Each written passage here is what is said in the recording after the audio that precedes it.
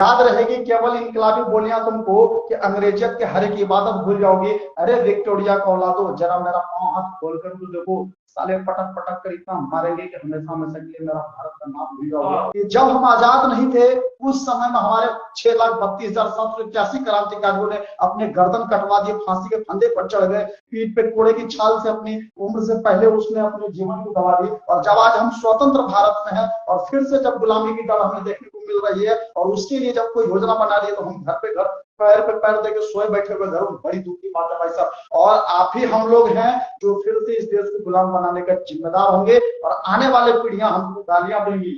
इस सोने से भारत की चिड़िया को हमने नोच नोच कर उसको खोखला बना दिया। नदियां गुजरे सागर से हर पत्थर करे सलाम, और हम सभी नौजवान बन के दिखाई एपीजे अब्दुल कलाम, हम सभी नौजवान बनकर दिखाई एपीजे अब्दुल कलाम। भाई साहब सैल्यूट है, मतलब हमारी जो प्रशासन है, मैं दिल से आपका धन्यवाद ज्ञापन करता हूँ। क्या आप ड्यूटी करते हैं, कैसे मैं आपका शुक्रगुजार करूं समझ में नहीं आता है। मैं सरकार से हमारी कि आपकी तनख्वाह दोगुनी कर दी जाए, आपके बिल्डिंग पे बिल्डिंग बन जाए। इतनी अच्छी आपने देशभक्ति की, इतनी अच्छी सेवा की, मैं सहयोग करता हूँ प्रशासन भाइयों को। और हमारे भारतीय जो नागरिक है, भाई आप साक्षात प्रभु है, अगर आपके दर्शन कर लो तो किसी और के दर्शन करने की जरूरत नहीं है। इतने धन्य है, ऐसे बने रहे तो फिर अंग्रेज को बुलाने की जरूरत नहीं पड़ेगी, वो खुद ही आ जाएंगे और फिर से कोड़ा खाने को तैयार रहेंगे, फिर से गुलामी झेलने को तैयार रहेंगे, क्योंकि हम उसी के लायक हैं। हम आजादी के लायक है ही नहीं। मेरा देश था जिसे सोने की चिड़िया कही जाती थी, और मैंने अभी भी बहुत प्यारी सी बात कही, ये वही देश है कि जब भगत सिंह, सुखदेव और राजगुरु अपने देश के लिए खुशी खुशी फांसी में चढ़ने को तैयार हो जाते, सिर्फ मेरे लिए, सिर्फ हमारे लिए। कहते न फूल मिले न चमन मिले, मिले तो शाम को रमन मिले, जिंदगी जीऊं तो वतन के वास्ते, और अगर मरूं तो तिरंगा का कफन मिले। और भाई साहब ये एक हम लोग हैं जो देश के लिए केवल 10 मिनट का टाइम नहीं निकाल पाते, बहुत तकलीफ होती है भाई साहब। और मैं सिर्फ स्टेज पे मतलब प्रोग्राम करने वाला वक्ता नहीं और ये वो नहीं है, जहां जरूरत पड़ेगी भगवान ने सरस्वती के रूप में कंठ में विराजमान हुई है, जहां मुझे जरूरत पड़ेगी मैं बोलूंगा, और उसकी खामियां मुझे जो भी भुगतनी पड़े मैं बिल्कुल। और देखिए मैं आप सबको कहना चाहूंगा कि अगर आप गलती करते तो प्रशासन एक्शन लेते, और प्रशासन गलती करते तो आप एक्शन लीजिए। आप जाइए उनसे कहिए कि आपने इस नियम का उल्लंघन क्यों किया, ताकि उनको लगे कि भाई देश की जिम्मेदारी सिर्फ प्रशासन की नहीं है, देश की जिम्मेदारी हमारी आपकी हम सबकी है। दिल हमारा एक है और एक ही हमारी जान, हिंदुस्तान हमारा और हम है इसकी शान, जान लुटा देंगे अपने वतन पे और हो जाएंगे कुर्बान। इसलिए गर्व से हम सभी कहते हैं कि मेरा भारत महान, इसलिए गर्व से मेरा भारत महान। और आज मुझे बहुत दुख हो रहा है इस बात का कि मेरा भारत इतना महान है कि जब देश को आपके 10 मिनट की समय की जरूरत पड़ गई तो आप 10 मिनट का टाइम अपने देश को नहीं दे पाए। आप फोकट के 10 मिनट जिसमें आपको लहू लहान करनी है, ना कि सोसाइटी करनी है, ना देश के लिए आपको कुछ कुर्बानियां देनी। और मैं प्रशासन को खुले शब्दों में कहना चाहूंगा कि आप छोटी मोटी चीजों में बहुत सक्रिय दिखते हैं, जैसे कि गाड़ी की ड्राइविंग लाइसेंस है कि नहीं, या फिर उनकी हेलमेट वगैरह, ये बहुत अच्छी बात है भाई साहब। लेकिन देश के प्रति जब आप एक्शन लेते हैं या कुछ काम करते हैं तो उस टाइम में लगता है कि वाकई आप देश की सेना है, वाकई देश की सुरक्षा व्यवस्था को सुधारने का एक हिस्सा है। लेकिन आप इतने निरस्त रहे, जब लोग आपको देखते हैं तो अपने आप को महफूज महसूस करते हैं, आपको सैल्यूट करते हैं कि शायद जो काम हम ना कर पाए वो काम आप करते हैं। लेकिन ऐसे समय में निरस्त रह के ये आप साबित कर देते हैं कि सिर्फ पगार के लिए आप ये ड्यूटी करते हैं, देश हित के लिए आपके मन में कहीं कोई प्रेम नहीं। अगर होती तो आज आप एकदम सक्रिय नजर आते। जब हमारा भारत देश पूरी तरह से गुलाम थे तो उस समय में हमारे पूर्वजों के पास इतनी सारी संसाधन नहीं थी, और लाख पीड़ाओं झेलने के बाद, लाख प्रताड़ित होने के बाद उनके अंदर जो साहस थी और देश के लिए मर मिटने के जज्बा थी, इस सभी लोग अपने गर्दन कटवाने को तैयार हो जाते थे, थोड़ा खाने को तैयार हो जाते थे, फांसी के फंदे पर लटकने को तैयार हो जाते थे। अगर उन आत्माओं तक ये मैसेज पहुंचे कि आप देश के लिए केवल 10 मिनट तक, अगर कोई हमला होता है तो सिर्फ प्रशासन के या नेता के बच्चे, नेता के परिवार नहीं उजड़ेंगे, मेरे आपके घर के बच्चों की जो है भविष्य खराब होगी, मेरे आपके घर परिवार उजड़ेंगे। तो अनिल जी ये बहुत बड़ी लापरवाही। देखिए ये वही भारत है, जहां तक मैं इतिहास का विद्यार्थी हूँ, इतिहास जब पढ़ता हूँ तो मेरा रोंगटा खड़ा हो जाता है कि ये सोने की चिड़िया कहे जाने वाले भारत इतने निकम्मे हो गए अभी के डेट में कि हमारी सुरक्षा के लिए 10 मिनट की टाइम मांगी जा रही है और मेरे पास 10 मिनट का टाइम नहीं है। ये एक बहुत दुख की बात है। और मेरे मन में इतनी भड़ास है कि मेरा मतलब मैं शब्द नहीं निकाल पा रहा हूँ कि क्या लोग करूं। मतलब मरे हुए जमीर को कैसे मैं जगाऊं? देश के प्रति जो इतने निरस्त हैं, बहुत दुख की बात है।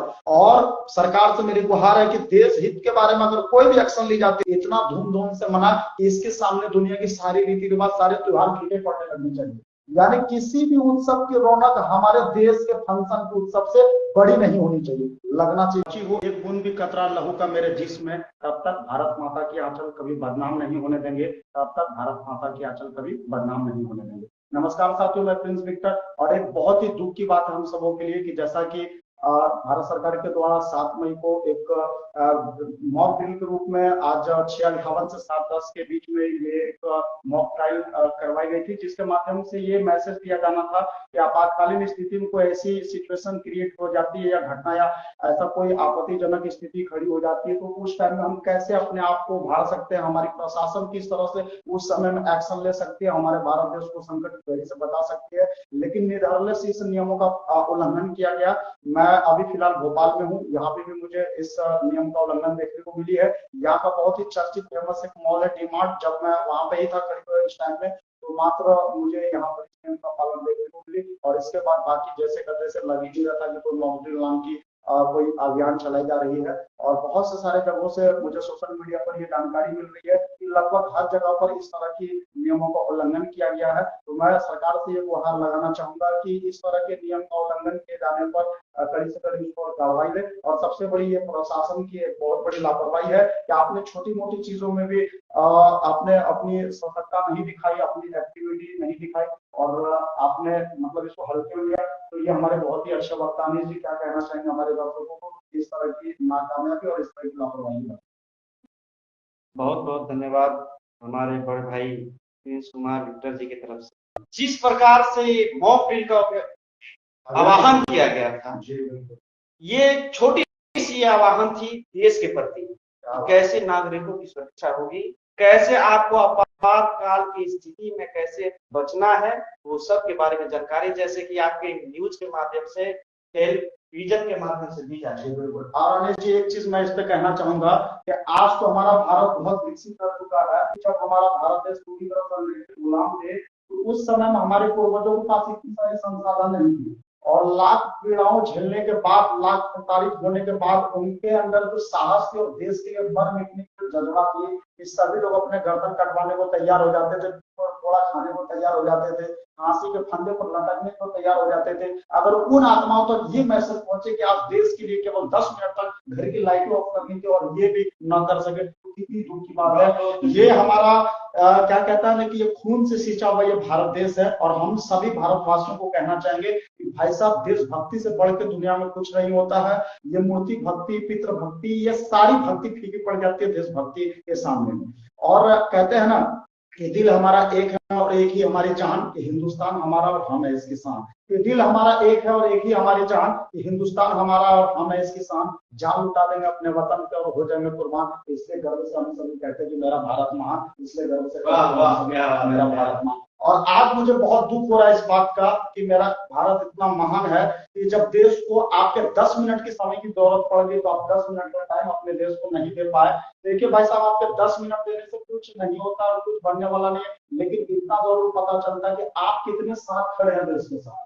कि आप फोकट के 10 मिनट जिसमें आपको लहू लहान करनी है, ना किसी से फाइटिंग करनी है, ना देश के लिए आपको कुछ कुर्बानियां देनी, और समय चुनी गई थी 6:51 पर सायरन बजनी थी, 2 मिनट तक सायरन बजती और 10 मिनट तक लाइटें ऑफ रखती। और किसी कारणवश अगर आपको घर में लाइट जलाने की आवश्यकता पड़ रही हो तो उस कंडीशन में आप अपने घर के दरवाजे खिड़कियां बंद कर ले, पर्दा लगा दे, ताकि बाहर की किसी भी लोगों को वो रोशनी ना दिखे। बस इसका उद्देश्य आपके हित के लिए ही था कि अगर कोई ऐसी स्थिति, आपातकालीन स्थिति आ जाती है कि कोई अगर पड़ोसी देश जैसे कि हमारा चाइना है, पाकिस्तान है, अगर ये हमला बोल देते हैं तो कैसे उस टाइम में अपने आप को निपट सकता है या आपको ट्रेनिंग देने की। हालांकि प्रधानमंत्री तक कोई आतंकवादी इतनी आसानी से नहीं पहुंच सकता, उसके आसपास एसपीजी कमांडो जो कि आप जानते होंगे। अरे भाई, उनको क्या करें ये सब करने के, वो मेरे और आपके लिए कर रहा है, हम आप भी उसका समर्थन नहीं करेंगे। तो अनिश जी क्या कहना चाहेंगे इस पर?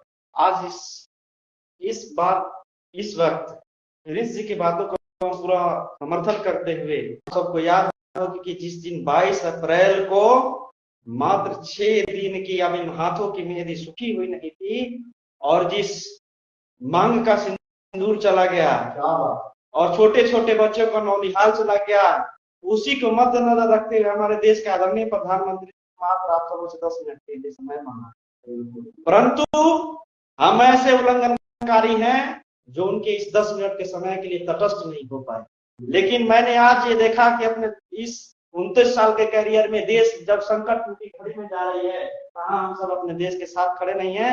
तो मैं ये बुरी मानता हूं कि मध्य प्रदेश सरकार की ये पूरी नाकामी है, प्रशासन स्थानीय पुलिस की पूरी नाकामी है जो इस मॉक ड्रिल की करने में असमर्थ है। जी बिल्कुल। और मैं प्रशासन को खुले शब्दों में कहना चाहूंगा कि आप छोटी मोटी चीजों में बहुत सक्रिय दिखते हैं, जैसे कि गाड़ी की ड्राइविंग लाइसेंस है कि नहीं, या फिर उनकी हेलमेट वगैरह, ये बहुत अच्छी बात है भाई साहब। लेकिन देश के प्रति जब आप एक्शन लेते हैं या कुछ काम करते हैं तो कुछ टाइम में लगता है कि वाकई आप देश की सेना है, वाकई देश की सुरक्षा व्यवस्था को सुधारने का एक हिस्सा है। लेकिन आप इतने निरस्त रहे, और हम आम पब्लिक अगर मतलब उतने एक्टिव ना हो तो समझ सकते हैं, लेकिन आपकी दिनचर्या उसी देश के नाम से चलती है।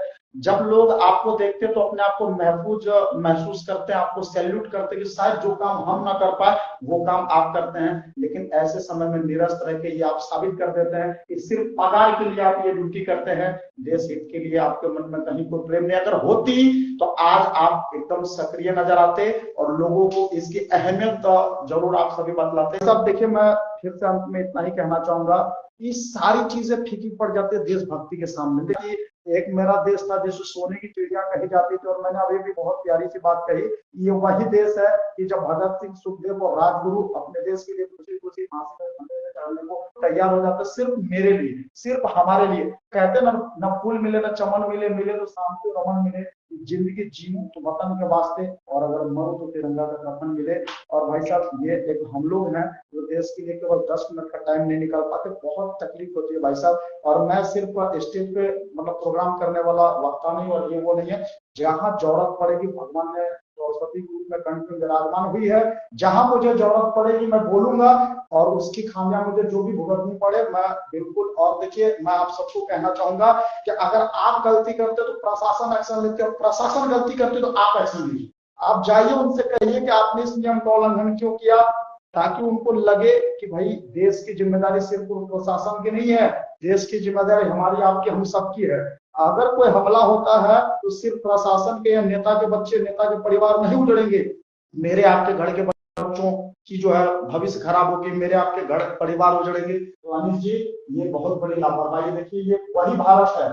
जहां तक मैं इतिहास का विद्यार्थी हूँ, इतिहास जब पढ़ता हूँ तो मेरा रोंगटा खड़ा हो जाता है कि ये सोने की चिड़िया कहे जाने वाले भारत इतने निकम्मे हो गए अभी के डेट में कि हमारी सुरक्षा के लिए 10 मिनट की टाइम मांगी जा रही है, और मेरे पास 10 मिनट का टाइम नहीं है। ये बहुत दुख की बात है, और मेरे मन में इतनी भड़ास है कि मेरा मतलब मैं शब्द नहीं निकाल पा रहा हूँ कि क्या उपयोग करूं, मतलब मरे हुए जमीर को कैसे मैं जगाऊं। देश के प्रति जो इतने निरस्त हैं, बहुत दुख की बात है। और सरकार से मेरी गुहार है कि देश हित के बारे में अगर कोई भी एक्शन ली जाती है, इतना धूमधाम से मना कि इसके सामने दुनिया की सारी रीति रिवाज, सारे त्योहार फीके पड़ने लगने चाहिए। यानी किसी भी उत्सव की रौनक हमारे देश के फंक्शन के उत्सव से बड़ी नहीं होनी चाहिए, लगना चाहिए भाई मेरा देश का उत्सव। क्या कहना चाहेंगे आप? बहुत बहुत धन्यवाद। जिस प्रकार आपने कम समय में इस देश हित के लिए अपनी जानकारी, इतनी महत्वपूर्ण जानकारी प्रस्तुत की, उसके लिए आपके इस बोले गए जज्बातों के लिए मैं दिल से सैल्यूट करता हूं प्रिंस जी।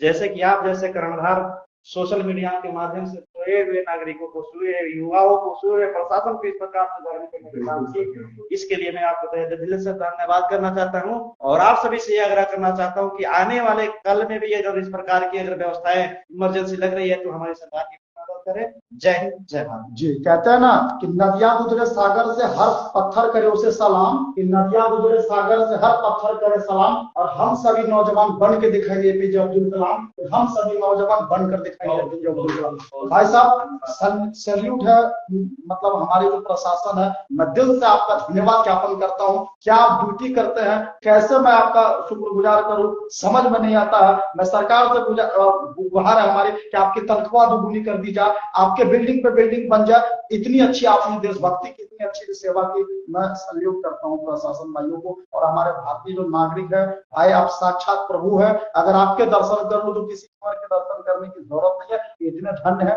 ऐसे बने रहे तो फिर अंग्रेज को बुलाने की जरूरत नहीं पड़ेगी, वो खुद ही आ जाएंगे और फिर से कोड़ा खाने को तैयार रहेंगे, फिर से गुलामी झेलने को तैयार रहेंगे, क्योंकि हम उसी के लायक हैं। हम आजादी के लायक है ही नहीं। कि जब हम आजाद नहीं थे उस समय में हमारे 6,32,781 क्रांतिकारियों ने अपने गर्दन कटवा दिए, फांसी के फंदे पर चढ़ गए, पीठ पे कोड़े की छाल से अपनी उम्र से पहले उसने अपने जीवन को गंवा दी। और जब आज हम स्वतंत्र भारत में हैं और फिर से जब गुलामी की डर हमें देखने को मिल रही है और उसके लिए जब कोई योजना बना रही है तो हम घर पे घर पैर पे पैर देके सोए बैठे हुए घर, बड़ी दुख की बात है भाई साहब। और आप ही हम लोग हैं जो फिर से इस देश को गुलाम बनाने का जिम्मेदार होंगे और आने वाले पीढ़ियां हमको गालियां देंगी कि इस सोने से भारत की चिड़िया को हमने नोच नोच कर उसको खोखला बना दिया। याद रहेगी केवल इनकलाबी बोलियां तुमको कि अंग्रेजियत के हर एक इबादत भूल जाओगी। अरे विक्टोरिया का औलादो, जरा मेरा पांव हाथ खोल कर तो देखो, साले पटक पटक कर इतना मारेंगे कि हमेशा हमेशा के लिए मेरा भारत का नाम भूल जाओगे। पटक पटक कर इतना मारेंगे कि हमेशा हमेशा के लिए मेरा भारत का नाम भूल जाओगे।